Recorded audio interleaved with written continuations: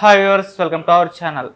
Director Trivikram Srinivas గారి పైన హేతువాదైన బాబు గోగినాథ్ గారు కొన్ని సెన్సేషనల్ కామెంట్స్ చేయడం, ఇప్పుడు ఆ కామెంట్స్ అన్నీ కూడా సోషల్ మీడియాలో వైరల్ అవ్వడం మనం చూస్తున్నాం.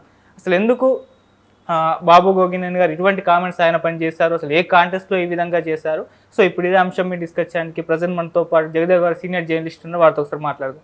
సార్ నమస్కారం. సార్ నమస్తే సార్. బాబు గోగినేని గారి కామెంట్స్ మీరు కూడా విన్నారు సార్. త్రివిక్రమ్ శ్రీనివాస్ గారి పైన ఆయన కామెంట్ చేశారు. అంటే ఇటువంటి కామెంట్స్ని ఏ విధంగా చూడొచ్చు, అసలు ఏ కాంటెస్ట్లో చేస్తారు, మీరేం చెప్తారు సార్ దీని గురించి? బాబు గోగినేని గారు చాలా రోజుల తర్వాత వార్తల్లో వినిపిస్తుంది ఆ పేరు. గతంలో జ్యోతిష్యులు వేణుకి ఆయనకి ఏదో ఒక స్టూడియోలో జరిగిన వివాదం తర్వాత చాలా రోజులు ఆయన కనపడలేదు. ఇప్పుడు అఫ్కోర్స్ వేణుగారు కూడా ఇప్పుడు కనపడలేదు అనుకోండి. అంటే ఈయన ఏదో విదేశాలకు వెళ్ళిపోయారు అన్నట్టు రకరకాల వార్తలు వచ్చాయి. ఇప్పుడు ఆయన బయట ఏమన్నారనేది చూడలేదు, కానీ న్యూస్లో అయితే చూశాను మామూలుగా ఇట్లా బాబు గోగినేని త్రివిక్రమ్ గారిని దుయ్యబట్టారు అన్నట్టుగా. మ్యాటర్లోకి వెళ్తే ఏముందంటే, ఎందుకు అసలు ఇప్పుడు ఈ సందర్భం వచ్చింది ఎందుకు అని అంటే, నిన్న ప్రణీత్ హనుమంతు సంబంధించి ఒక వీడియో వైరల్ అవుతుంది. ఆ వీడియో వైరల్ అవుతున్నప్పుడు ఒక ఐఏఎస్, వాళ్ళ ఫాదర్ ఐఏఎస్, అంటే అంత హైఫై కుటుంబం కాబట్టే అన్ని మంచి చెడులు తెలియాలి అని కొంతమంది అభిప్రాయం. నాలాంటి వాడు అభిప్రాయం అంటే హైఫై ఫ్యామిలీ కాబట్టే అంతగా పూర్తి స్థాయిలో మంచి చెడులు తెలియవు, బై బర్త్ గోల్డెన్ స్పూన్తో పుట్టుంటాడు కాబట్టి తెలియదని నా అభిప్రాయం. సో మొత్తం మీద ఆయన చాలా యూట్యూబర్గాను ఫెమిలియర్గా ఉన్న పర్సనే. ఒక్కసారిగా తండ్రి కూతుళ్ళు ఫోటో పెట్టి దాని మీద రకరకాల అభిప్రాయాల్ని పంచుకోవడం, దాన్ని వైరల్ చేయడం, సాయిధరం తేజ్ లాంటి హీరోలు దానిపైన రెస్పాండ్ అవ్వడం, ఆ రెస్పాన్స్ చూసి ముఖ్యమంత్రి కానీ ఉప ముఖ్యమంత్రి గారు లాంటి వాళ్ళు చాలా కొద్దిగా సీరియస్గా తీసుకోవడం, కేసు ఫైల్ చేయడం అన్నీ చకచకా జరుగుతున్నాయి. అది ఇప్పుడు దాన్ని బేస్ చేసుకొని మేధావులు, కవులుగా, గొప్ప రచయితగా చెప్పుకునే వ్యక్తులు కూడా ఇటువంటి డైలాగ్స్ రాస్తే ఎంతవరకు కరెక్టు అనేది బాబు గోగినేని గారి యొక్క అభిప్రాయం. సో ఇక్కడ మళ్ళీ ఆయన అభిప్రాయాన్ని ఎందుకు ఆయన అభిప్రాయం ఎట్లా చెప్పాడంటే, రీసెంట్గా గుంటూరు కారంని ప్రస్తావించి అందులో గుడ్డు ఎవరు పెట్టారు, ఎవరైతే ఏంలే అన్నట్టుగా ఒక డైలాగ్ ఉంటుంది. సో అది డెప్త్కి వెళ్తే సమ్ డబుల్ మీనింగు, వేరే మీనింగ్లు ఉన్నాయి. కాకపోతే ఇక్కడ త్రివిక్రమ్ గారు లాంటి వ్యక్తికి అందరూ గురూజీ అని కానీ, లేదంటే అబ్బా మంచి మాటల మాంత్రికుడు అని పేరున్న వ్యక్తి ఏది చేసినా బాగుంటుందేమో అని అనుకుంటున్నాను నేను. అందువల్ల ఆయనకు అంతగా ఎవరు ట్రోల్ చేయలేదేమో. But at the same time family star అనే సినిమా వచ్చింది. ఫ్యామిలీ స్టార్ సినిమాలో కూడా తన ఫ్యామిలీని కాపాడుకోవడానికి అందరూ హీరో వాళ్ళ వదిన గారికి ఎవడో అసభ్యంగా వచ్చి మాట్లాడాడని చెప్పి ఆయన వార్నింగ్ ఇవ్వడానికి, నేను మగాడినే, నేను తలుచుకుంటే నాకు రూమే అవసరం లేదా, ముళ్ళ పొదలో అవి కూడా చాలు అన్నట్టుగా ఒక డైలాగ్ ఉంటుంది. అప్పట్లో అది విజయ్ దేవరకొండ కానీ ఆయన ఎవరు పరశురామ డైరెక్టర్, వాళ్ళ మీద కొద్దిగా వైరల్ అయ్యింది.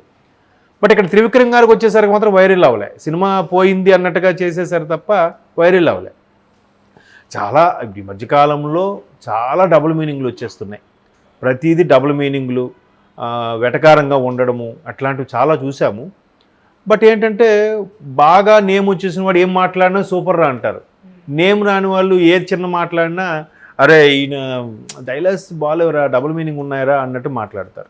సో ఇక్కడ బాబు గోగినేని గారు మరి త్రివిక్రమ్ గారిని ఎందుకు ప్రస్తావించారంటే, మేబీ ఆయన అన్ని సినిమాలు చూడడు కాబట్టి, ఈ సినిమాయే చూశాడు కాబట్టి ఆయన మిత్రులతో కలిసి చూడడం, ఆ డైలాగ్ని అపోజ్ చేశాడు ఆయన. అంటే త్రివిక్రమ్ లాంటి వ్యక్తిని ఆయన ఒక స్పీచ్ ఇస్తేనే కొన్ని లక్షల వ్యూస్ వస్తాయి. లేదు ఆయన ఒక సినిమాలో ఒక డైలాగ్ వాడితేనే ఆ డైలాగు, ఆ పంచు ప్రభావం అనేది నిజ జీవితంలో కూడా వ్యాపించి అందరూ రెగ్యులర్గా వాడుకునే స్థాయికి వెళ్ళిపోతుంది. త్రివిక్రమ్ గారి డైలాగ్స్ అలా ఉంటాయి. సో అటువంటి వ్యక్తి ఇట్లాంటి డైలాగ్ రాయడం అనేది సబబు కాదు అనేది బాబు గోగినేని గారి వ్యాఖ్యలు. ఒక యాంగిల్ చూస్తే కరెక్టేనేమో అనిపిస్తుంది, అంతే కదా. ఇప్పుడు ఆయన ఎలా ఉంటాయి, కొన్నిసార్లు సింపుల్గా నువ్వు నాకు నచ్చాలి ఒక డైలాగ్ ఉంటుంది. అతను అంతే బాబు, చెప్పెళ్ళాలి, చెప్పులేసుకు వెళ్ళాలి అని చెప్తుంటారు, నువ్వేం పట్టించుకోకుండా, అది ఓకే. బట్ ఇక్కడ గుంటూరు కారం వచ్చేసరికి కోడిగుడ్డు చిన్నగా ఉంది, తల్లి పెట్టి కోడి పెట్టిందా నువ్వు పెట్టావా అన్నట్టుగా ఏదో సందర్భంలో అంటే, అక్కడ దాన్ని ప్రస్తావించి బాబు గోగినేని గారు ఆ స్థాయి వ్యక్తి ఈ డైలాగ్ రాయకూడదు కదా అనేది ఆయన అభిప్రాయం. సో ఈయన్ని ఇటువంటి వాడిని గురువు అంటారా అని, ఆయన స్థాయిలు తెలిసిందేగా. ఆయన చాలా వరకు విమర్శనాత్మకమైన స్టేట్మెంట్లు ఇస్తూ వార్తల్లో నిలుస్తూ ఉంటాడు ఆయన బాబు గోగినేని. సో ఇక్కడ మరి త్రివిక్రమ్ గారి అభిమానులు, త్రివిక్రమ్ని గురువుగా ఆరాధించే చాలామంది వ్యక్తులు బాబు గోగినేని గారి వ్యాఖ్యల్ని తప్పు పట్టొచ్చు, కానీ బట్ ఆ స్థాయి వ్యక్తి అటువంటి డైలాగులు రాయడం కరెక్ట్ కాదేమో నా అభిప్రాయం. అందుకే ఆయన అలాగ అనుండొచ్చు, తప్పులేదనిపించింది నాకు బాబు గోగినేని గారి వ్యాఖ్యలు. అంటే ఆయన వ్యాఖ్యల్ని, అంటే త్రివిక్రమ్ గారి డైలాగ్ని, ప్రణీత్ ఇష్యూని అంటే కలపడం అంటే ఏ విధంగా చూడొచ్చు అంటే కరెక్ట్. అంటే ఇప్పుడు ప్రణీత్ ఏంటంటే ప్రణీత్ లాంటి వ్యక్తులు చాలామంది ఉన్నారు. ఎందుకు చాలామంది ఉన్నారు అంటున్నానంటే, ఒక మొన్న సీజన్ కాక అంతకుముందు సీజను, ఆ ముందు సీజన్కు బిగ్ బాస్ సీజన్లో ఒక అమ్మాయి వచ్చింది. ఆ అమ్మాయి ఎక్కడ ఆ పేరు వద్దులేండి, మళ్ళీ ఫీల్ అవుతారేమో. ఎందుకురా ఈ అమ్మాయి బిగ్ బాస్కి వచ్చింది, ఏంటంత ఫెమిలియర్ అని అంటే, ఆ అమ్మాయి యూట్యూబ్ షార్ట్స్లో ఇట్లా మీరు టిక్టాక్ వీడియోస్లో, అప్పుడు టిక్టాక్ ఉండేది కదా, వీడియోస్ చూస్తే అక్కడ నాకు అర్థమైందంటే ఆ అమ్మాయి అన్ని డబుల్ మీనింగ్ షార్ట్ వీడియోస్ చేసేది. ఏందిరా నువ్వు ఏడబెట్టుకుంటావు ఇట్లాంటి పదజాలంతో. సో ఆమె ఫెమిలియర్ అయిపోయి బిగ్ బాస్ సీజన్కి వచ్చేసింది. అంటే అటువంటి వీడియోలు చేసిన ఆమె కూడా ఎలా ఫెమిలియర్ అయ్యింది? దాన్ని కూడా ఆస్వాదించే వాళ్ళు, చూసేవాళ్ళు ఉన్నారనే కదా. అంటే జనాల్లోకి గుడ్ ఆర్ బ్యాడ్ వెళ్ళిపోవాలి. నా గురించి నా వీడియో వైరల్ అవుతుందిరా, నా గురించి ఇలా మాట్లాడుకుంటున్నారా. మరి అలాగే అట్లాంటి వ్యక్తులు, ప్రణీత్ కూడా అలాంటి వ్యక్తే. బాగా ఉంది. ఇప్పుడు ఆయన కూడా క్షమాపణ ఎప్పుడు చెప్పాడండి? 2 రోజులు బాగా వైరల్ అయిపోయి ఎక్కువ వ్యూస్ వచ్చిన తర్వాత క్షమాపణ చెప్తాడా? ముందెందుకు చెప్పలేదండి? ముందు రియలైజ్ అవ్వలేదా? ముందు తనకు తెలుసుకోలేదా? ఈవెన్ సాయిధరం తేజ్ ఇచ్చిన స్టేట్మెంట్ తర్వాత కూడా ఆయన క్షమాపణ చెప్పలే.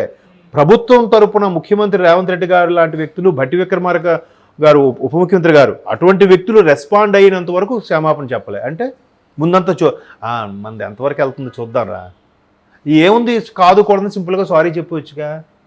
అయ్యో నేను ఇలాగ అవుతుందని అనుకోలేదండి, ఏదో పెట్టేశారండి, తెలీదా వీళ్ళకి?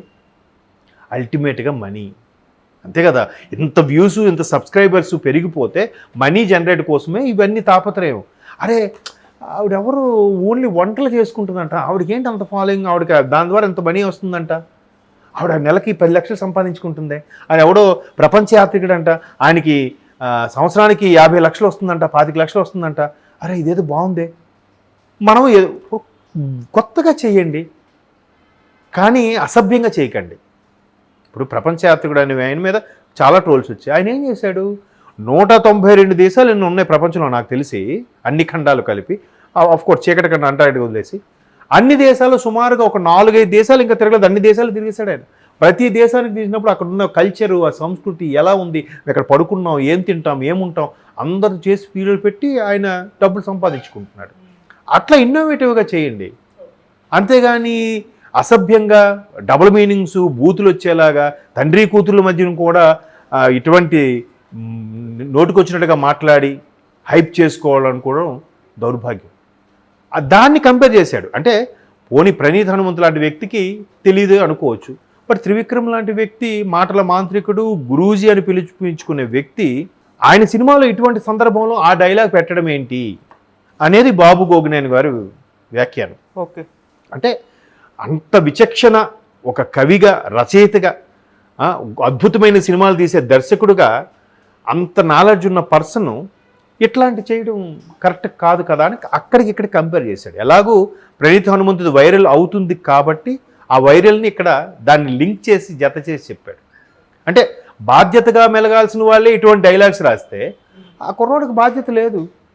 మరి సినిమా రిలీజ్ అయినప్పుడే ఇది మాటలు చెప్పుకుంటే అయిపోతుండే కదా సార్. ఇప్పుడు ఇన్ని రోజుల తర్వాత చెప్పడం, అది సినిమా రిలీజ్ అయింది, ఫ్లాప్ అయింది, మొత్తం అయిపోయిన తర్వాత ఇప్పుడు ఇక్కడ ఇలాంటి వచ్చినప్పుడు ఏమొస్తుందంటే, ఏమో ఆయన నుంచి ఎప్పటి నుంచో ఈయనకి నచ్చలేదేమో, లేదంటే నచ్చట్లేదేమో. ఎందుకంటే ఆయన బిగ్ బాస్కి వచ్చినప్పుడు కూడా బాబు గోగినేని ఒక మాట అన్నారు, సినిమా వాళ్ళంటే నాకు పెద్దగా అభిప్రాయం ఉండదు, సంథింగ్ రాజమౌళి గురించి కూడా ఆయన దేవుడు అంటే నమ్మడు, కానీ సినిమాల్లో దేవుడిది పెడతాడు అన్నట్టు ఏదో నాకు సరిగ్గా గుర్తులేదు. దానికి ఆ సీజన్లో ఆయన పేరు కౌశిక్ ఎవరో ఫస్ట్ వచ్చాడు ఆయన. ఆ కౌశిక్ కూడా ఆయన్ని నామినేట్ చేసేటప్పుడు ఆయన తల మీద కోడిగుడ్డు వేసి ఒక ఎపిసోడ్ చూశాను. అంటే ఎపిసోడ్ ఎందుకు చూడాల్సి వచ్చిందంటే ఇది వైరల్ అయినప్పుడు చూశాను నేను. సో ఆ పరంగా ఆయనకి సినిమాల మీద, వాళ్ళ మీద, సినిమా రచయితల మీద కానీ దర్శకుల మీద అభిప్రాయం లేదేమో, లేదంటే త్రివిక్రమ్ లాంటి వ్యక్తి అమ్మ ఎప్పుడు దొరుకుతారా అని చూస్తున్నారేమో తెలియదు. బట్ ఒకసారి వెర్షన్లో అలా అయిండొచ్చు. ఇంకో వెర్షన్లో ఏంటంటే అట్లాంటి ఎంత బాధ్యతగా ఉండాల్సిన ఇలాంటి కవులే అట్లాంటి డైలాగ్ సినిమాలో పెడితే ప్రణీత్ లాంటి వ్యక్తి అట్లాంటి పెట్టడంలో తప్పేముంది? అందుకే సమాజం ఎటుపోతుంది. అసలు ఎవరైనా ఖండించాలి కదా, ఎవరైనా చెక్ పెట్టాలి కదా, ఎవరైనా ఆ వెర్షన్ అయ్యుండొచ్చు, ఈ వెర్షన్ అయ్యుండొచ్చు. మీరు అన్నట్టు సందర్భం ఇప్పుడు ఎందుకు వచ్చిందంటే ఆయన ఇన్ని రోజులు లేడేమో, ఇన్ని రోజులు ఆయన ఎక్కడ ఆస్ట్రేలియాలో ఎక్కడో ఉన్నా లేదా వేరే కంట్రీలో ఉన్నారన్నట్టు కూడా వార్తలు